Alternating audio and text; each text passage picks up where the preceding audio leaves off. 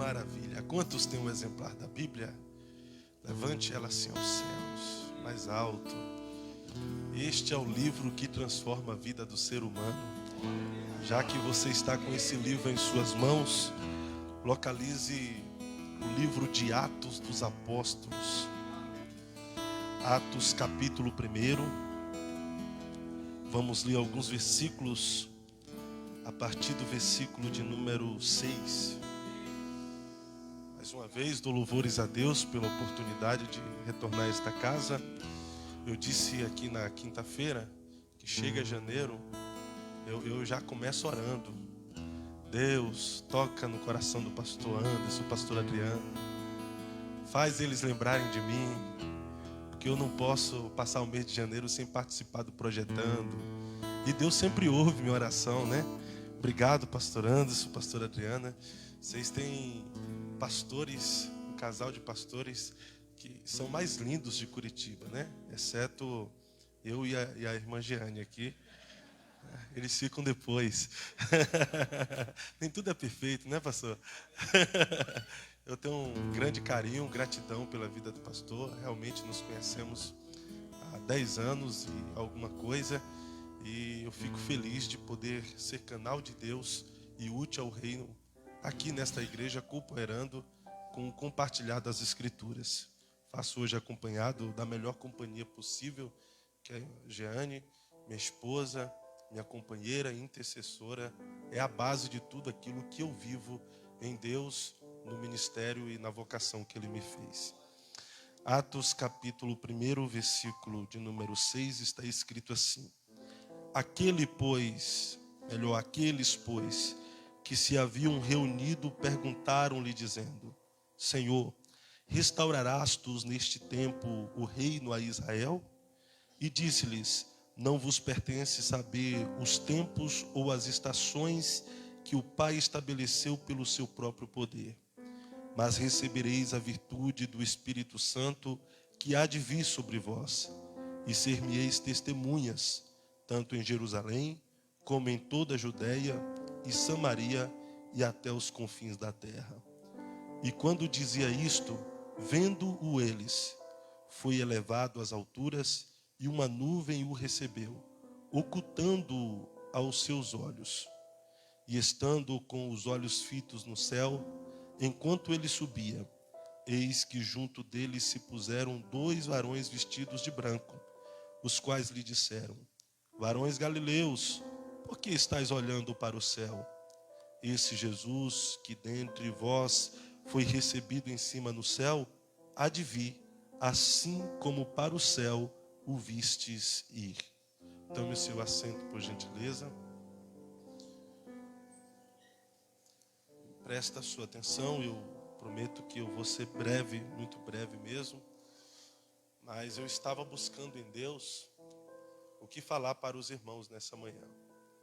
Eu acho que eu tenho aqui nessa igreja uma série de ministrações. E esse ano Deus tem ministrado algo muito forte ao meu coração. Haja vista que temos visto e contemplado diariamente sinais que apontam para o maior acontecimento da terra. Esse texto que ora lemos foi escrito pelo doutor Lucas. Para quem não sabe, Lucas não foi um dos discípulos de Jesus. Não andou com Jesus, não viu os milagres que Jesus fizera. Lucas foi médico do apóstolo Paulo, chamado por Paulo muitas vezes de médico amado. Lucas só foi conhecer o evangelho de Jesus após andar com Paulo. E a vida de Paulo, o testemunho de Paulo em Cristo, o impressionou e aguçou nele curiosidade em querer conhecer um pouco mais a respeito da história de Cristo. Por isto, ele, como um bom pesquisador, saiu depois nas regiões em que Jesus viveu, andou, operou milagres, para buscar saber mais de perto como é que foi a vida de Jesus. É por isto que ele escreveu o Evangelho segundo Lucas e também escrevera a história da igreja inserido aqui no livro de Atos dos Apóstolos. Nessa escrita do capítulo de número 1, ele está falando a respeito da ascensão de Jesus Cristo. É a última reunião de Jesus com os seus discípulos aqui na terra. Foi o último encontro de Jesus de forma pessoal, de forma física, com aqueles que andaram com ele durante 3 anos e meio no colégio apostólico. É verdade que Jesus, ele mudou o rumo da humanidade. Ele veio para manifestar a graça salvadora de Deus, que trouxe salvação para todos os homens. Quem falou a respeito disso foi o apóstolo Paulo, quando escreveu a Tito, dizendo: porque a graça se há manifestado, trazendo salvação a todos os homens.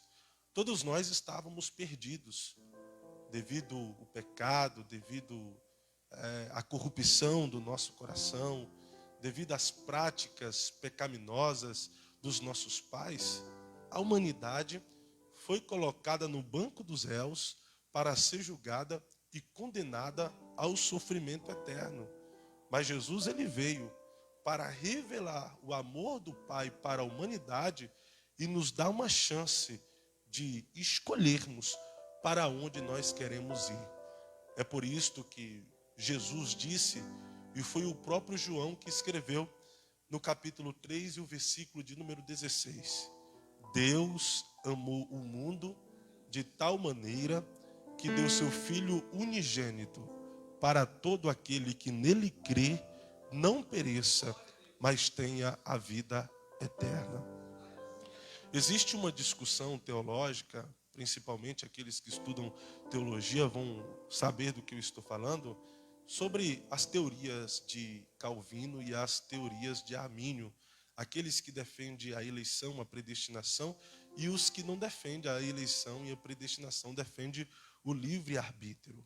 Mas se nós imaginarmos mesmo o curso da humanidade, para onde nós estávamos indo, e o que estavam preparado para nós, a eternidade, se existe eleição e predestinação, pastor Anderson, todos nós estávamos eleitos e predestinados depois de Adão ao inferno. Porque Davi, ele disse assim, em pecado eu fui formado e em pecado me concebeu a minha mãe. O apóstolo Paulo, escrevendo aos Romanos, ele vai dizer que todos pecaram e por isso foram excluídos ou destituídos da glória de Deus. O pecado é o único mal que faz Deus, por sua justiça, lançar o homem no inferno por ser um ser justo. Logo que todos pecaram e pecam, e quem peca está excluído da glória de Deus, todos nós estávamos predestinados e eleitos ao inferno. Só que quando Jesus Cristo aparece, ele aparece apenas como um voto Minerva, com o seu sangue purificador.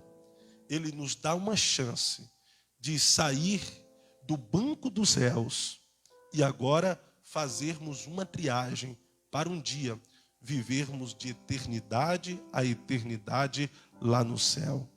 É por isso que Martim Lutero, ele disse: por merecimento eu ganhei o inferno, mas foi pela graça que eu recebi o céu.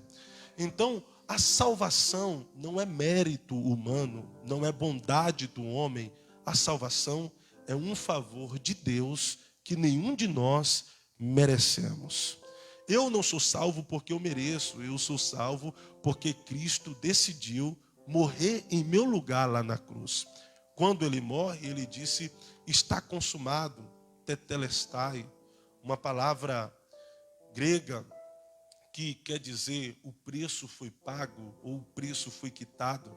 Tetelestai, na verdade, era usado no primeiro século pelos juízes, uma espécie de juiz, que algum indivíduo tinha cometido diversos delitos, ele era preso, sentenciado, ele pagava a sua sentença. No final da sua sentença, ele recebia um escrito de dívida. Esse escrito de dívida, ele levava até o juiz, e o juiz com um carimbo escrito com a sigla Tetelestai, começava a carimbar em todos os seus delitos, em todos os seus erros, em todos os suas falhas, tudo aquilo que ele tinha causado como dano. O juiz colocava Tetelestai, a sentença foi cumprida. Tetelestai, o preço foi pago. Tetelestai, a dívida foi quitada. Paulo disse que havia um escrito de dívida contra nós. Esse escrito de dívida não podia ser quitado com pratas, com ouro ou com pedras preciosas.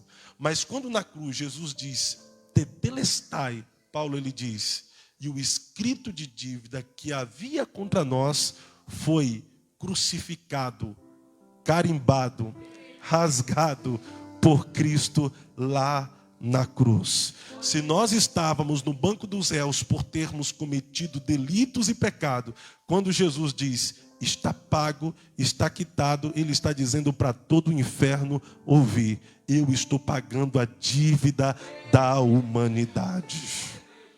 Isso aqui é lindo, porque Jesus cumpriu de forma excelente a sua missão. Ele veio à terra, amou aqueles que eram odiados, deu paz aos perturbados, deu alegria aos entristecidos, deu esperança aos esperançosos, libertou os endemoniados e tirou da prisão os prisioneiros e os cativos. Só que, além disso, ele criou um vínculo de relacionamento e de amizade com o ser humano, principalmente com aqueles que andaram a ele. Jesus, na verdade, veio resgatar a ideia principal de Deus. Quando Deus criou o homem lá no Éden, diferente de muitos pensamentos, não foi apenas para o homem o adorá-lo. Tem gente que diz, eu nasci para adorar. Deus criou o homem, colocou lá no Éden apenas para o homem o adorar e ficar constantemente dizendo santo, santo, santo, santo, santo, santo, santo, santo, santo. Não, Deus ele criou o homem e colocou no Éden na ideia de se relacionar com o homem, de dialogar, de conversar, de ter contato com o homem. Isso é tão verdade que a Bíblia diz que na viração do dia era um tempo especial entre Deus e Adão, Adão e Deus. Tempo de diálogo, de relacionamento. O homem tinha perdido essa comunicação com Deus. Então, quando Jesus vem para isso, trazer a ideia principal de se relacionar com o homem, de religar o homem a Deus e religar Deus ao homem, colocar o homem em contato com Deus novamente e eles vivessem este vínculo de relacionamento. E ele fez isso com os seus discípulos. Os discípulos viram Jesus nos seus momentos mais frágeis na questão da sua humanidade. Os discípulos viram Jesus famintos. E pela fome que ele estava, e a figueira de longe ser bastante bonita, suntuosa, atraente, verdejante, Jesus olha, deve ter fruto aí. Quando ele percebe que a figueira não tem fruta nenhuma, pela sua fome, ele amaldiçoa a figueira e aquela figueira se murcha na mesma hora. Os discípulos também viram Jesus na sua fragilidade, na questão humana. Quando ele estava sedento e para matar sua sede, ele rompe até a cultura, ele rompe até a rixa entre os judeus e samaritanos e se aproxima de uma mulher dizendo, dá-me de beber. Eles viram Jesus Cristo tão cansado, tão exausto, que Jesus entra dentro de uma embarcação, de repente uma tempestade de vento vem, assola a embarcação, chacoalha a embarcação, só que ele estava tão cansado que ele adormeceu e barulho do vento, agitar das águas, chacoalhar da embarcação não fora capaz de despertar Jesus, e aos discípulos teve que abraçá-lo, chacoalhar e dizer, desperta, não te importa que pereçamos? Então eles viram Jesus nos seus momentos de glória, ressuscitando mortos. Eles viram Jesus transcendendo. Eles viram Jesus no seu momento mais extraordinário, demonstrando a sua divindade. E viram também Jesus na sua maior fragilidade, na sua questão humana e pessoal.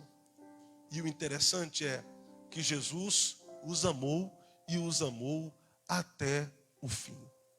E este vínculo de relacionamento e de amizade foi tão terrível que em João, no capítulo de número 14, vai revelar o apego dos discípulos para com Jesus e o apego de Jesus para com os discípulos. Versículo de número 13, Jesus toma uma atitude inusitada. Ele pega uma bacia, enche de água, pega uma toalha, coloca sobre si e de repente começa a lavar os pés dos discípulos. E Pedro acha até estranha essa atitude, que fala: não sou digno de tal, eu que devo lavar os seus pés e é o Senhor que está lavando os meus?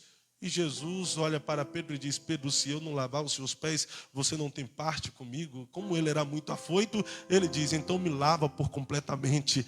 E Jesus diz: não, Pedro, fica tranquilo, porque aqueles que já estão limpos não precisam ser lavados por completo, apenas os pés.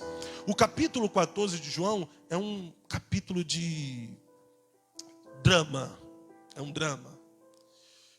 Porque os discípulos percebem que com essa atitude de Jesus, ele estava se despedindo. Ele estava os deixando. E Jesus anuncia que para onde ele está indo agora, nenhum deles pode acompanhar. Nenhum deles pode segui-lo. E eles se sentem abandonados, deixados, desamparados por Cristo. Talvez o mais fleumático, como era João, que estava acostumado a deitar e sentir os batimentos do coração de Jesus, porque deitava em seu colo, estava dizendo: e agora? Como é que eu vou me aproximar de alguém e vai permitir eu deitar e sentir o batimento do seu coração? Os mais incrédulos, como Tomé, estava dizendo: ele vai embora e vai nos deixar e nunca mais vai voltar. Os mais sanguíneos, que era Pedro, já estava irritado, nervoso, doido para sair dali e cortar a orelha de alguém. Então, eles estão vivendo um drama existencial. E Jesus não pergunta para eles o que é que está acontecendo. Jesus percebe no semblante deles que eles estão entristecidos, com o coração turbado e perturbado, angustiado. E é isso que Jesus disse: olha, gente, eu estou indo, mas não se turbe o coração. Creiam em Deus, creiam também em mim. Na casa de meu pai há muitas moradas. Se não fosse assim, eu vos teria dito: vou preparar um lugar. E se eu vos for preparar um lugar, eu virei outra vez buscar vocês. Porque tudo que eu quero é que onde eu estiver, vocês estejam comigo também. Jesus morre, mas ele ressuscita.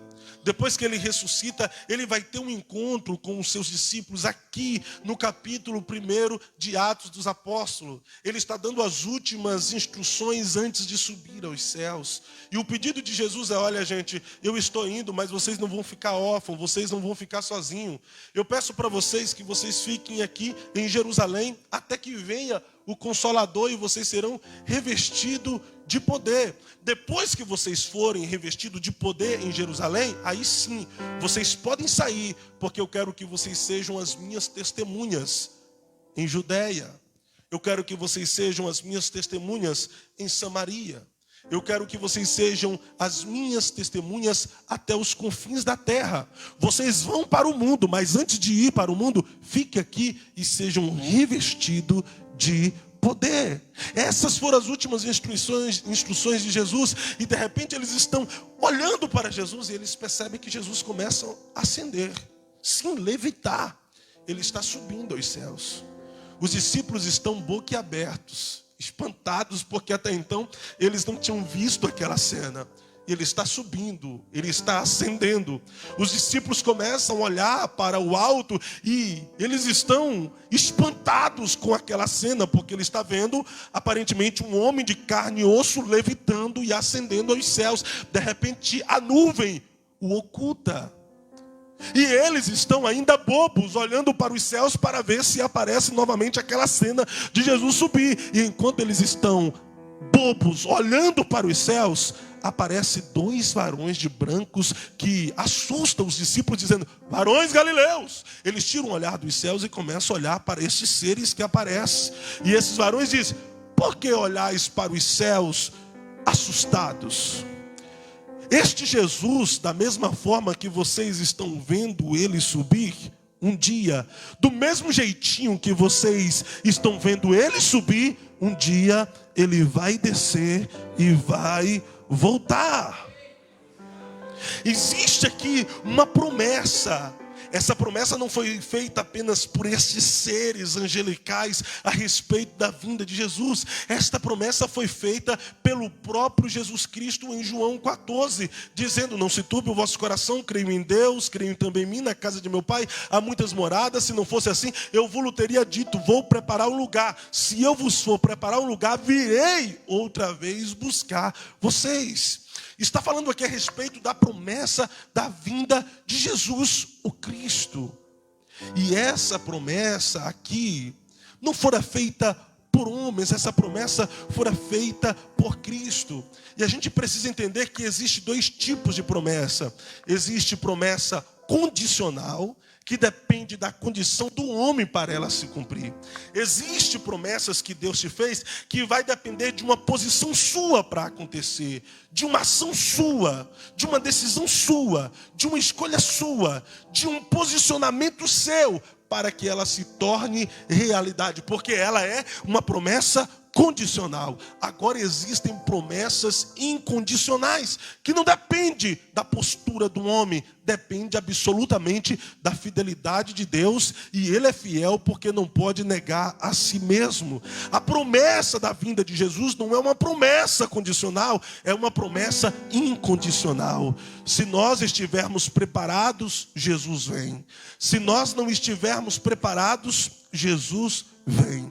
Se nós estivermos nos santificando, Jesus vem. Se nós não estivermos nos santificando, Jesus vem.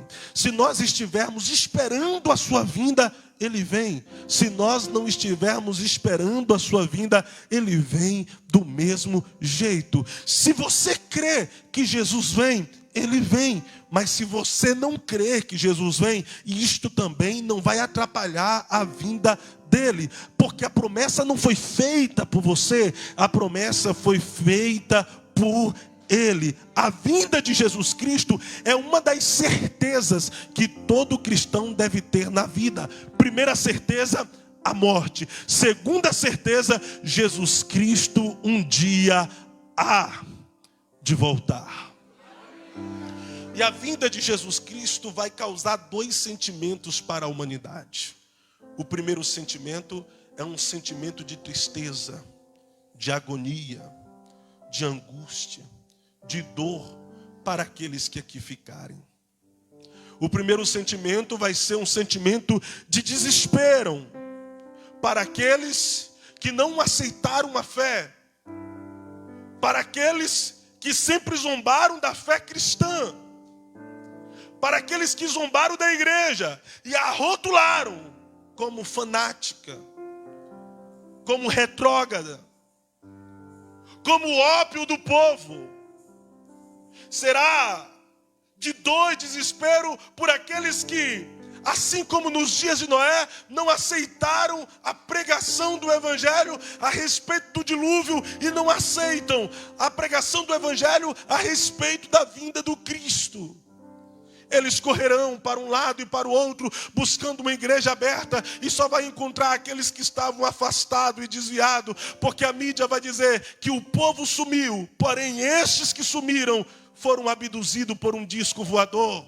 Eles vão inventar que existem vidas em outros planetas, e nesses planetas extraterrestres vieram raptar um povo diferente. A mídia vai inventar tanta coisa, mas os desviados vão estar aqui e vão dizer: não, gente, não foi isso que a mídia está dizendo, não. O que aconteceu foi a promessa que Deus havia feito na Bíblia. Jesus Cristo arrebatou o seu povo e eu fiz parte desse povo. Só que eu fiquei, mas eu fiquei e não quero perecer a minha eternidade. Eu fiquei e vou ser um anunciante de que haverá outra vinda de Jesus Cristo. É por isso que precisamos enfrentar a grande tribulação para um dia morar com os nossos irmãos que já estão nas mansões celestiais, gozando com a pessoa bendita do Cristo, Filho do Deus Altíssimo. Mas a vinda de Cristo também refletirá em alegria. Alegria para aqueles que, em um abrir e fechar de olhos, encontrou com Jesus Cristo nos ares. E com Ele viverá de eternidade a eternidade. Sim, a vinda de Cristo refletirá em alegria para aqueles que aqui na terra sofreram, para aqueles que aqui na terra passaram por momentos de aflições, para aqueles que aqui na terra se angustiaram, para aqueles que aqui na terra foram traídos, para aqueles que aqui na terra receberam inúmeros apelidos e adjetivos pejorativos, porque esses estarão com Cristo e com Ele viverá toda a eternidade. Para aqueles que sofreram com as suas lutas, as suas batalhas, os seus combates internos entre a carne e o espírito, entre o espírito e a carne, para aqueles que renunciaram às suas vontades e negaram a si mesmo, porque este corpo corruptível será tomado pela incorruptibilidade e não haverá mais luta contra o pecado, não haverá mais luta contra o mundo, não haverá mais luta contra o sistema, apenas estaremos com Cristo e com Ele nós vamos viver para todos sempre, sempre, sempre, sempre. O céu não é um lugar de passagem, o céu é o nosso destino. O céu não é um lugar momentâneo, o céu será a nossa eternidade. O céu não é o nosso princípio, simplesmente o céu não é o nosso fim, o céu é o nosso lugar de origem. E estando indo para lá, nós vamos voltar para o lugar de nunca deveríamos ter saído, e que lá nós viveremos para todo o sempre. E essa é a maior esperança da igreja, o céu. Essa é a maior esperança da igreja. É por isso que os irmãos primitivos, mesmo em meio às perseguições, mesmo em meio às contrariedades, mesmo em meio ao derramar de sangue, mesmo sofrendo, eles faziam apenas uma oração direcionada pelo Espírito Santo. E a oração da igreja primitiva era: Maranata, Maranata, Maranata. Os irmãos morriam, os que ficaram diziam: Maranata. O império de Roma os perseguiam, os encarceravam, colocavam nas prisões, os colocavam nas arenas para serem devorados por leões, os colocavam em tacho quente de azeite, mas os que restavam gritavam dizendo: Maranata, ora vem, ora vem, ora vem, Senhor Jesus, ora vem, Senhor Jesus. E o que nós estamos vivendo nesse tempo está apontando para que a igreja volte ao princípio de suas orações e anseio. Talvez o que nós estamos vivendo em um contexto mundial, ainda que muitos não percebam, ainda que muitos não contemplem e não vejam, se não for o princípio, está sendo os sinais que apontam para o princípio das dores. É pandemia. Sai de uma, vem novas variantes. É rumores de guerra. É pestilências assolando as nações. É terremotos. É guerras. Guerras civis. Guerra entre reino, reino contra reino. É teorias de conspiração. É senhores do mundo que governam reino e nações. É bestas aparecendo como guardião de um país, de um reino e de uma nação. É os senhores montando um cenário para o aparecer daquele que é anti, que é contra a pessoa do Cristo. Só não percebe quem não quer. Jesus Cristo, Ele está mais perto hoje do que nós aceitamos a fé. Essa é uma pregação fiel e verdadeira. E quem tem ouvido, ouça o que o Espírito diz às igrejas. Os sinais estão aí. É Jesus nos chamando para estar mais próximo dele. É Jesus nos chamando para estar mais perto dele. É Jesus nos chamando para estar congregando um pouquinho mais. É Jesus nos chamando para estar orando mais. É Jesus nos chamando para estar consagrando e jejuando mais. É Jesus nos chamando para nos aproximar da Bíblia. É Jesus nos chamando para nos distanciar do mundo. É Jesus nos chamando para nos distanciar do pecado. Abraçar a fé como nunca antes. Porque daqui a pouco haverá dias de perseguição na igreja. E a igreja vai estar orando dizendo: Maranata, hora vem, Maranata, hora vem, Maranata, hora vem, Maranata, hora vem, Senhor Jesus. A gente não vê e não percebe, mas tudo é um sinal. Desculpa, eu não quero ser radical aqui na minha fala, mas eu gostaria que você entendesse que até a questão de doença está sendo politizada, mas não é simplesmente uma guerra partidária política. Existe uma guerra pior do que isso, por trás, uma guerra espiritual. Existe um agir do anticristo para que nos leve a se acostumar com aquilo que está por vir. Máscara fala a respeito de uma marca que você vai ter que ter. E sem ela, você não compra, você não vende, você não entra em estabelecimento. Você consegue entrar em estabelecimentos comerciais hoje sem a máscara, sim ou não? Não? No período da grande tribulação, se você não tiver uma marca específica, você não vai entrar em nenhum estabelecimento para comprar, para negociar, porque você precisa ter essa marca. Muitos estabelecimentos também, você precisa passar pelo, como é o nome daquele negócio? Temporizar. Medidor. Porque isso aqui também te leva a se acostumar. Porque em todo estabelecimento que você vai entrar, vai ter algo para medir se você possui essa marca ou não.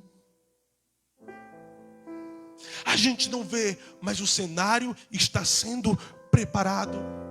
A gente não percebe, mas tudo o que nós estamos vivendo está nos conduzindo para este cenário de dor, de perseguição, de desespero. Porém, eu quero crer que nesse período a igreja já não mais estará aqui. A igreja estará com Cristo. A igreja estará nas bodas do Cordeiro. A igreja estará vivendo o seu melhor com Deus lá no céu. Tudo que nós estamos vivendo é como sinais que apontam para a vinda de Cristo. Então não é tempo de perder tempo. É tempo de ganhar tempo em Deus. É por isso que o grito de Deus para alguém aqui hoje é: se esforça no jejum. Se esforça na oração. Se esforça na consagração. Se esforça na comunhão, na comunidade da fé com os seus irmãos. Se esforça em congregar. Não queira ser um desigrejado, um destemplado, uma ovelha sem pastor. Se esforça em estar no lugar secreto, no lugar de oração, no lugar da intimidade, no lugar da comunhão. Você quer viver o novo da parte de Deus esse ano? Então coloque os seus propósitos em direção ao reino de Deus. Não sei se você fez, mas coloque o propósito de não passar este ano sem ler a Bíblia por completo. Coloque como propósito de não passar este ano sem orar no mínimo 30 minutos por dia.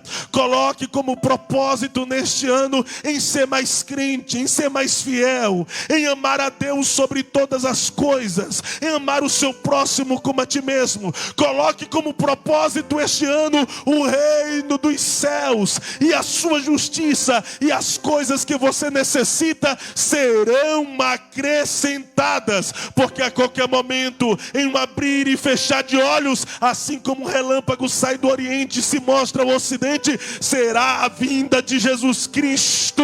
E Ele não pegue nós despreparados para encontrarmos com Ele toda a eternidade. Enche as suas lamparinas de azeite, assim como as virgens prudentes. Não queira ser pego como as nécias, que até levaram o azeite consigo, mas não levaram o azeite de reserva. Porque tardou-se o noivo. As lamparinas daquelas que não tinham levado azeite de reserva se apagaram. Elas correram para comprar azeite, só que não deu mais tempo. O noivo chegou e elas começaram a bater na porta dizendo: abra-nos a porta, Senhor. Abra-nos a porta, Senhor. Abra-nos a porta, Senhor. Mas já era tarde demais. Se encha do Espírito Santo hoje. Busque a Deus hoje. Busque comunhão com o Espírito Santo hoje. Não deixe para depois. Seja santo hoje ou morra tentando. Não deixe para depois. Vigie hoje, não deixe para depois. Ame a Deus com todas as suas forças hoje. Não deixe para depois. Enche as suas lamparinas de azeite hoje. Não deixa para depois. O noivo pode tardar, mas a qualquer momento ele pode vir. Não deixe te pegar de surpresa. Esteja preparado para quando ele vier. Ele vai vir. E eu me alegro com isto, porque eu não sei você, mas esse mundo tem hora que nos fadiga. Olha o que está acontecendo. Esses tempos eu vi um pastor, ele dizendo assim, que se Jesus não quisesse vir, não precisava mais. Porque aqui na terra está tudo bom. Que aqui o que ele quer fazer, ele faz. O que ele quer conquistar, ele conquista. O que ele quer realizar, ele realiza. Quando ele quer fazer uma viagem dos seus sonhos, ele se planeja e faz. Que aqui ele estava vivendo o melhor de Deus para a sua vida. Então, se Jesus não precisasse vir, não precisava mais, porque aqui ele estava vivendo a mil maravilhas. Mas eu me converti para ir para o céu. Eu busco a Deus para ir para o céu. O meu lugar não é aqui, a não ser quando descer do céu uma nova terra e um novo céu. Mas enquanto nós estivermos neste mundo de horror, o nosso lugar não é aqui. Hoje em dia o caos tem tomado conta da sociedade. É a ideologia de gênero que querem erotizar e sexualizar nossas crianças. Os homens se tornaram amantes de si mesmos. O mundo está cheio de horror. Os mentirosos, eles reinam sem pudor. As mentes brilhantes estão planejando o mal. A integridade está indo para o além. Os homens estão em busca de poder. E pelo poder, para o poder, eles não estão nem aí pelos menos favorecidos. Eles matam, eles humilham, eles massacram os menos favorecidos. As crianças estão sofrendo com essas brigas idiotas e imbecis, porque querem erotizar, querem sexualizar, querem ensinar caminhos tortuosos para nossas crianças. Eu tenho uma filha de 8 anos, então a gente tem que tomar cuidado redobrado, porque de vez em quando a gente olha o celular, quando percebe, está em coisas que não deve assistir, que não deve estar. Então, neste mundo, ele está cada dia mais cruel. São perdas, são percas, são dores, são lamentos, são decepções, são traições, são situações que nos angustiam. Porém, o grito de Deus para nós aqui hoje é: chore as últimas lágrimas neste mundo de horror. Sofra as últimas decepções neste mundo de horror. Sofra as últimas traições neste mundo de horror. Sim, sinta os últimos medos e pavores neste mundo de horror. Se angustie os últimos momentos neste mundo de horror, porque daqui a pouco nós estaremos lá no céu. Morte, choro, tristeza e dor, lágrimas, nunca mais, porque está escrito que o próprio Senhor dos nossos olhos, dos nossos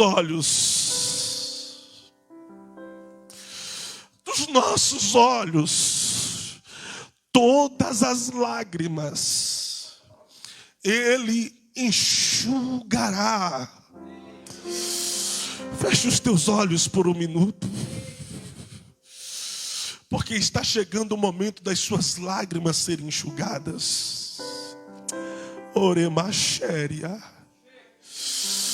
E enquanto eu prego, Eu sinto Deus reacendendo a chama da vinda de Cristo no coração de algumas pessoas. Enquanto eu prego, eu sinto Deus reacendendo a chama da esperança a respeito da vinda de Cristo no coração de alguém.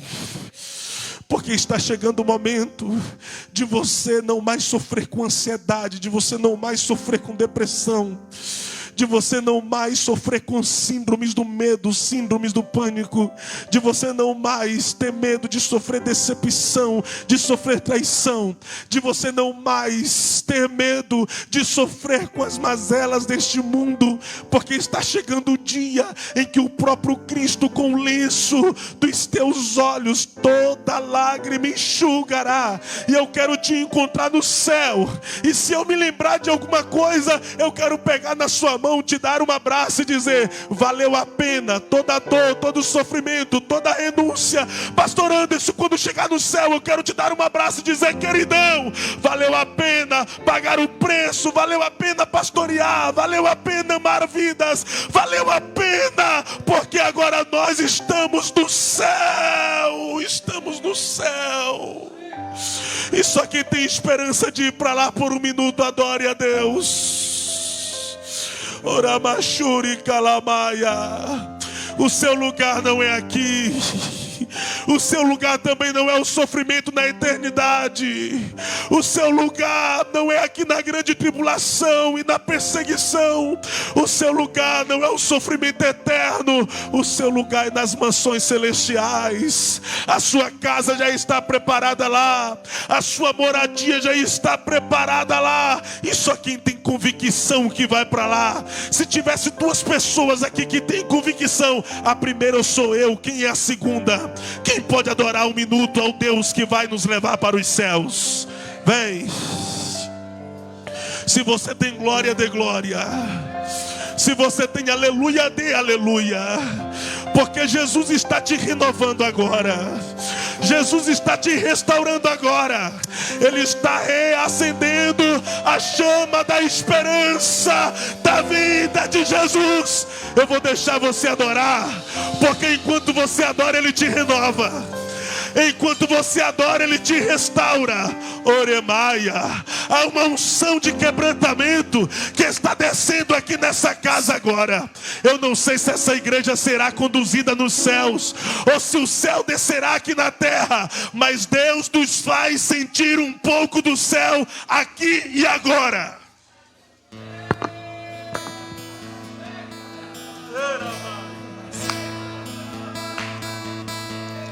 Além do rio azul, as ruas são de ouro e de cristais. Ali tudo é vida, ali tudo é paz, morte e choro, nunca mais. Tristeza e dor, nunca mais. Além do rio azul, as ruas são de ouro e de cristais. Ali tudo é vida, ali tudo é paz, morte e choro, nunca mais. Tristeza e dor, tristeza e dor, nunca mais. olha o que nós faremos. Verei o grande rio da vida. É claro, claro como um cristal. nós veremos a face.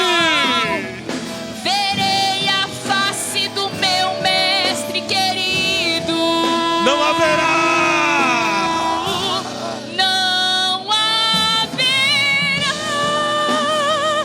mais noite ali,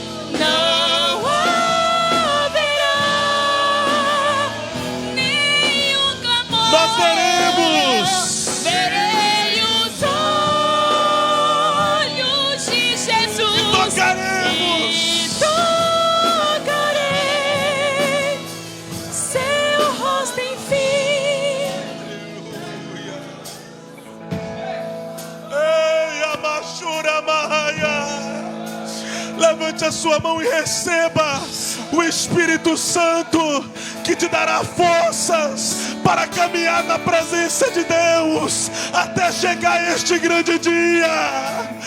Uramachuri Kalamaia. É manhã de renovação, é manhã de reacender a chama da esperança a respeito da vida de Jesus.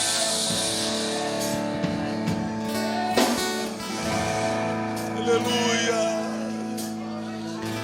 Por favor, olhe aqui para mim, rapidinho. Eu preciso orar com você.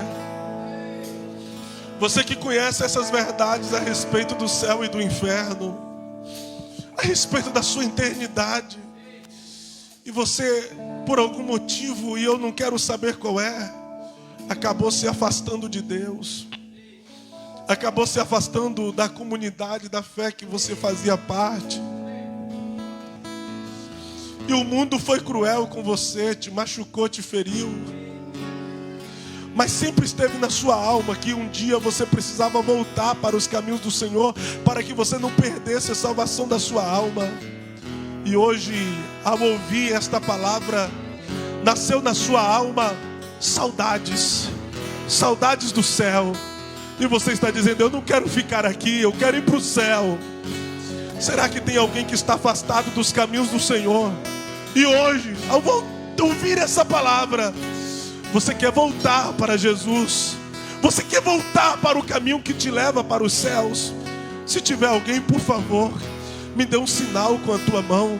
Você que quer voltar para Jesus e quer entregar a sua vida para Jesus, quer voltar para o caminho dos céus, me dê um sinal com a tua mão, que eu quero orar especialmente por você. Alguém? Você quer? Pode vir aqui que eu quero orar por você. Cadê a segunda pessoa? Tem mais alguém? Você? Vem também. Segunda vida, voltando para Jesus. Cadê a terceira pessoa que queira voltar para Jesus, voltar para o caminho do céu? Tem alguém? Tem uma criança lá atrás levantando a mão. Vem também, vem aqui que eu quero orar por... Olha isso, pastor Anderson, olha essa cena. Olha isso aqui. Vem. Uramachuri Kalamaia. Olha essa criança. Meu Deus. Isto vem. Cadê a quarta pessoa que quer entregar a sua vida para Jesus? Oh glória, sai do seu lugar e venha, que eu quero orar por você. A quarta pessoa venha. Oh glória a Deus. Vem. Os céus estão te chamando. O seu lugar não é aqui. Os céus estão te chamando. Não perca tempo. Vem.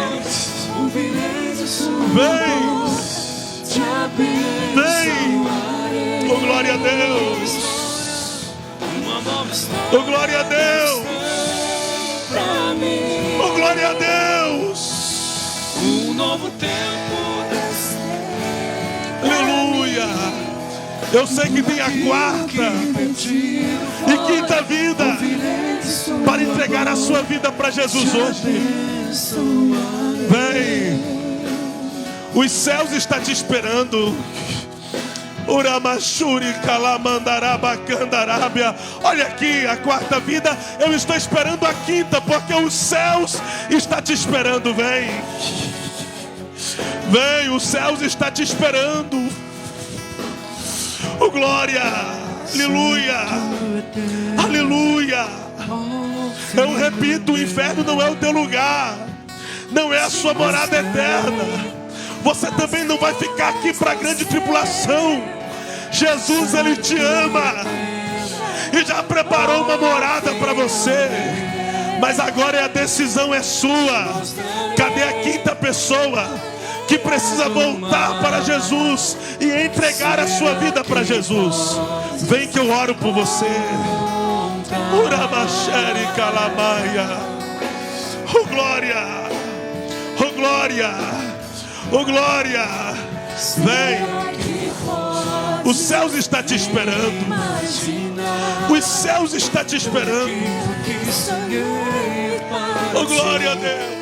Filho meu, o que minhas mãos fizeram para ti. Filho meu, minha bênção será sobre ti. Oh, aleluia! Quem pode adorar a Deus por essas vidas? Deus está fazendo uma nova história. Um novo tempo Deus tem pra mim. Tudo aquilo que